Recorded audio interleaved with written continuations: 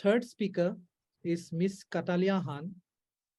She expertises in climate change, food environment, sustainable development, etc. She is the Chief Operations Officer at PeaceX, a member organization of the United Nations Environment Program.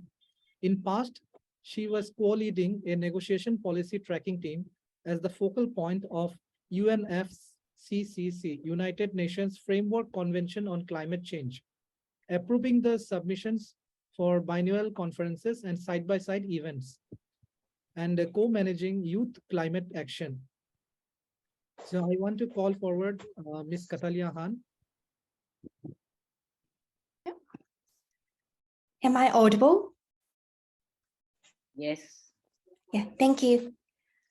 Good afternoon and good evening, my dear fellows from India and China. I'm Cataleya Han, Xingyue Han, Han Xingyue, currently based in Australia.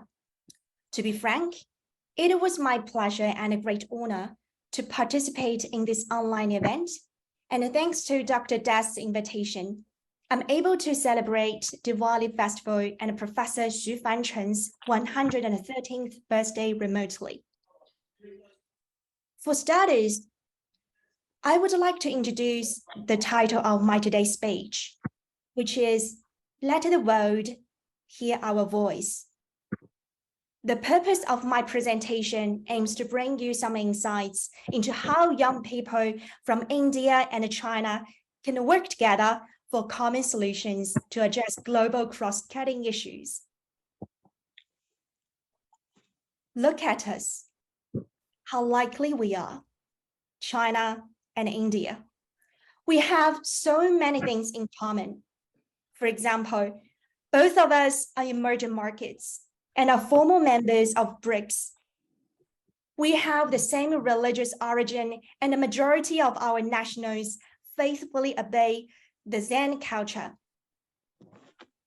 Moreover, there is a Chinese idiom, 民以食为天, meaning foods are the most important matters to people. That's inevitably true, and we can't deny our common food culture either. Now, you see, we are so much alike in lots of fields. Speaking of food, we can't simply get away from agriculture sector. Both India and China set their national sustainable development indicators to better answer the call of 17 SDGs, such as no hunger, no poverty, and economic development.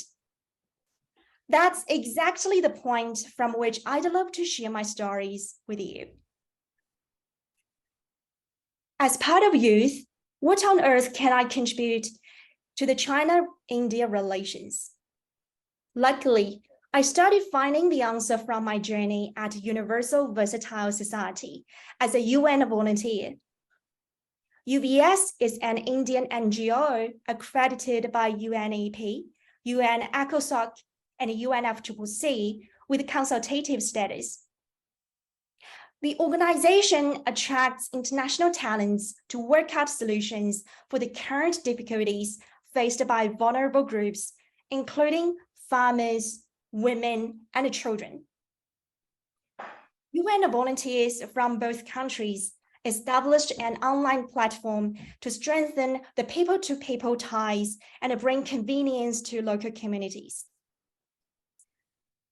This prototype just reflects the collaborative mode as digital villages that have been proliferated to other adjacent countries, such as China, well, in particular.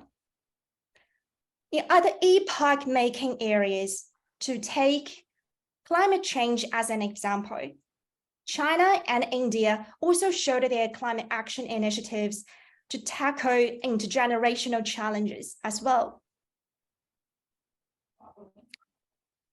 Another project I'm currently working on also exemplifies the significance of education and education equity in both nations. As a member organization of the UNEP Major Group on Children and Youth, the PeaceX family, hailing from 60+ countries, works towards achieving the ideals of peace and sustainability by brainstorming vibrant policy ideas and incubating community-rooted endeavors to counter and correct contemporary plights. My role as Chief Operations Officer is to explore the potential partnership opportunities throughout the world and reach out to qualified educators to host webinars or workshops for underprivileged children and women in the Asia-Pacific region.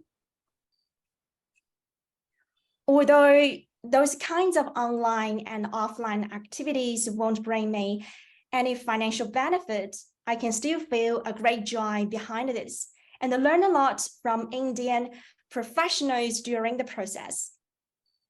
Oh, my friends, forget about the current sensitive diplomatic ties between India and China. Think about what we can achieve together as a team for a sustainable, prosperous, and a promising future. Last but not least, I sincerely welcome you, my friends from India and China, to join me in those volunteer opportunities so that our intelligence can be leveraged to solve more social problems and make great impacts internationally. Thank you so much for your attention. Should you be interested in my background, please don't hesitate to connect with me via LinkedIn. Thank you so much again. Back to you, Dr. Des. Thank you, Ms. Cataleya.